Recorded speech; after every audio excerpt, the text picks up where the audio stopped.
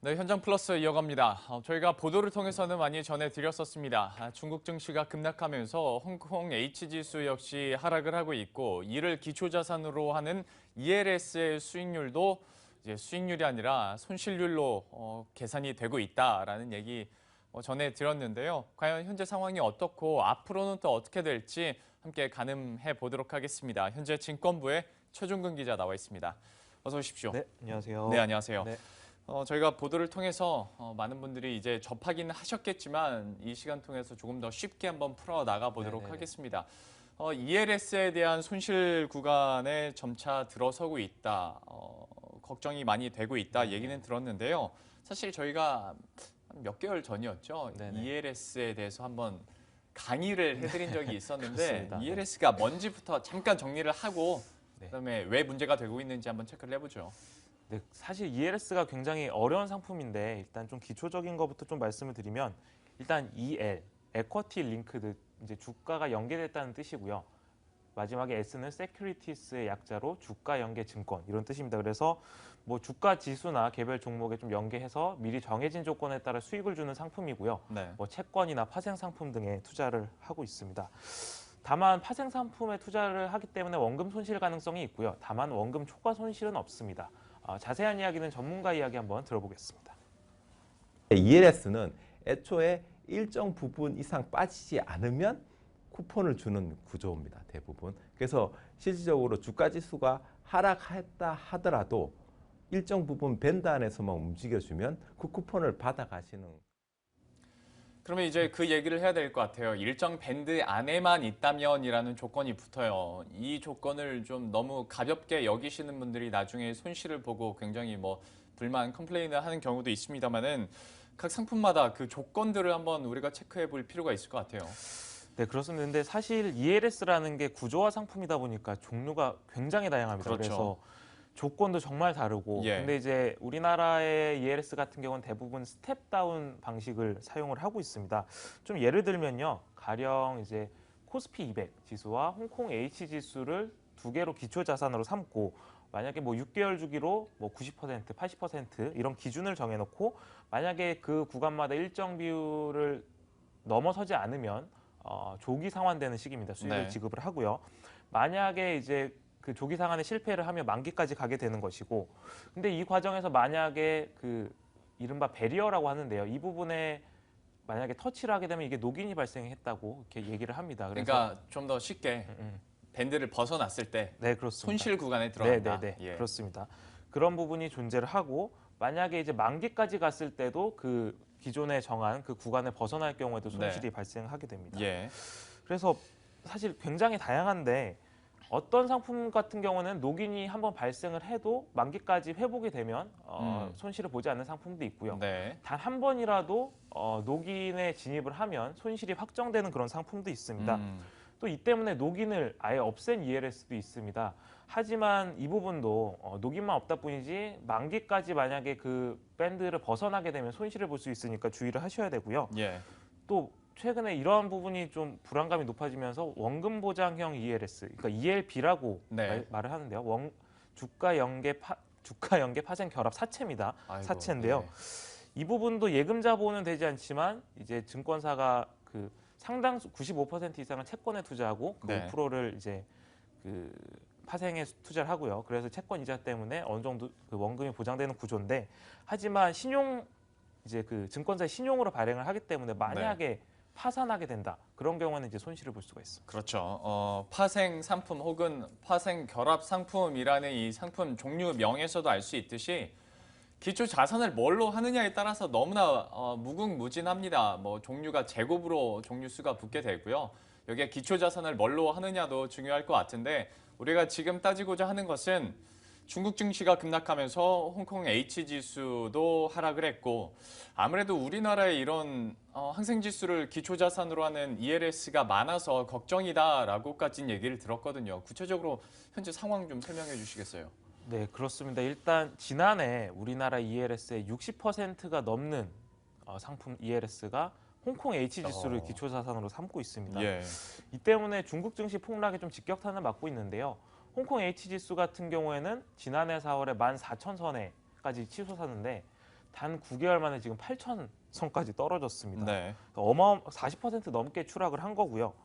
그래서 좀 전에 제가 말씀드린 것처럼 그 증권사가 미리 정한 조건 그리고 배리어 이 부분까지 떨어지게 되면 손실을 보는데 네. 현재 홍콩 H지수를 기초자산으로 하는 ELS 중 약 260여 개가 원금 손실 구간에 이미 진입을 했습니다. 네. 발행 금액만 약 3천억 원이 넘고요.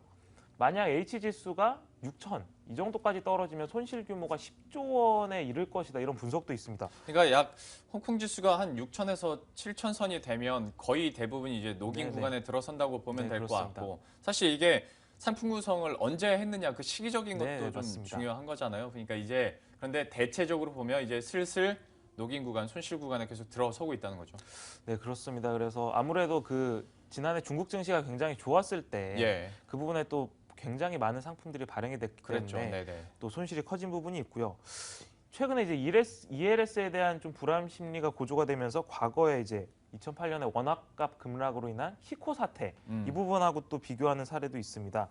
당시에 이제 키코의 위험성을 제대로 알리지 않고 판매를 했다 하면서 뭐 은행을 상대로 소송까지 제기하기도 했는데 다만 키코 같은 경우에는 손실이 무한대입니다. 원금을 넘어서 무한대로 손실이 날 수 있는 반면에 ELS 같은 경우에는 원금까지만 손실을 볼 수 있다는 점에서 좀 다르다는 지적이 있습니다. 예, 키코 얘기까지 나옵니다. 네. 어떤 분들에게는 진짜 악몽과도 같은 단어가 될 수 있을 것 같은데요.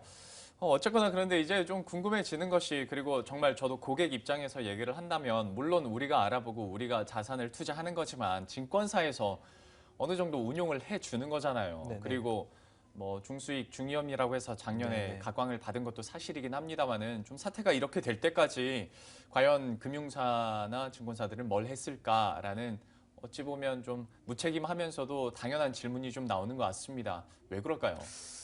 네, 그렇습니다. 일단 아무래도 중위험, 중수익 이런 식으로 많이 포장을 해서 금융사들이 공격적으로 영업했던 측면도 있고요. 네. 뭐 저금리 상황이 지속이 되면서 좀 구조적으로 관심이 집중된 측면도 있습니다.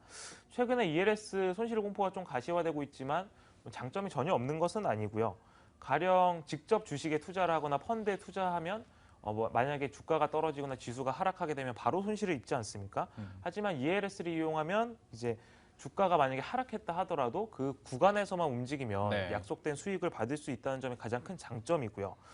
방금 제가 또 말씀드린 것처럼 기준금리 연 1.5%까지 작년에 떨어졌고 시중 자금이 굉장히 늘어났고요. 또 주식시장도 우리나라 굉장히 지지부진하지 않았습니까? 예. 그래서 ELS가 아무래도 큰 인기를 끌었습니다. 그래서 현재 ELS 발행 잔액이 약 67조 원 수준인데요. 2013년하고 비교하면 거의 2배 가까이 급증을 했습니다. 이 가운데 50조 원, 거의 대부분은 원금 비보장형으로 발행이 됐고요. 네. 그 파생결합증권의 일종인 DLS까지 합치면 발행 잔액이 약 100조 원에 육박을 합니다. 예.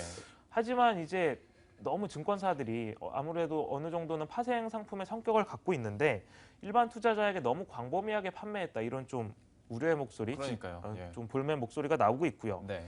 또 그동안에 이제 종목형 ELS의 녹인 문제가 많이 불거졌지만 지수형 ELS는 상대적으로 좀 안전하다 이런 인식이 있었는데 중국 증시가 이렇게 뭐 폭락할 것이라고는 예상하기 어려웠지만 좀 이러한 좀 뭐랄까요 좀 중국 증시가 그러니까 거의 뭐 종목 주가 움직이듯이 하다 보니까 그 메리트도 이제 많이 없어진 것 같아요. 그렇죠. 좀 안전하다 이런 심리가 좀 피해를 키운 것으로 보이고요. 예. 특히 이제 H지수 쏠림 현상이 너무 심합니다. 그래서 예. 지난해 말에 금융당국이 좀 자제하라 권고를 내렸는데 올 들어서 또 다시 이제 너무 지수가 낮아지다 보니까 또 예. H지수 기초자산 ELS가 좀 늘어나고 있습니다. 지금 보름 만에 약 700억 원 정도가 발행이 됐고요. 예. 왜요? 뭐 밑에서 사자는 거예요? 그렇죠. 이제 이미 지수가 떨어질 대로 떨어졌기 떨어졌으니까. 때문에 확률적으로 더 이상 떨어지기는 어렵다. 네. 이런 좀 확률적인 분석인데 하지만 지금 원유 국제유가가 12년 만에 최저치 갈지 누가 알았겠습니까? 예. 그래서 이런 부분은 좀 보수적으로 접근해야 된다 이런 좀 목소리가 높아지고 있죠.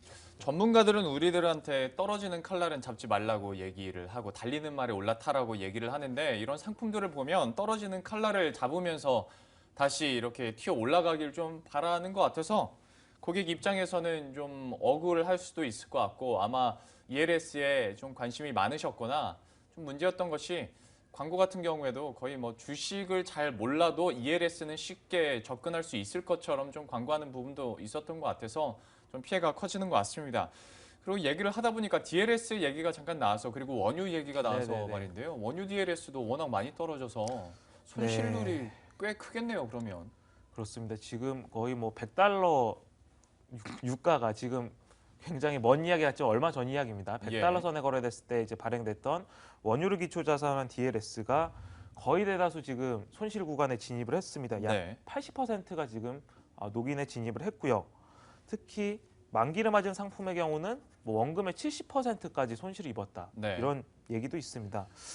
문제는 지금 국제 유가가 추가로 떨어질 가능성이 높다 이런 지적이 계속 이어지고 있어서 예. 좀 우려의 목소리가 원유 DLS 같은 경우에도 좀 커지고 있는 모습입니다. 예.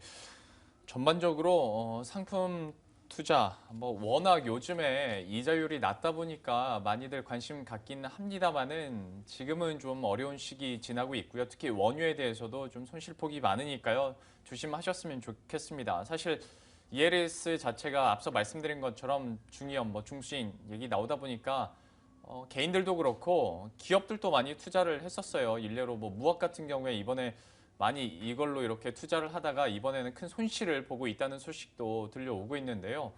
좀 여러분들도 조심하시고 잘 알아보셔야 될 것 같습니다. 증권부의 최준근 기자와 함께했습니다.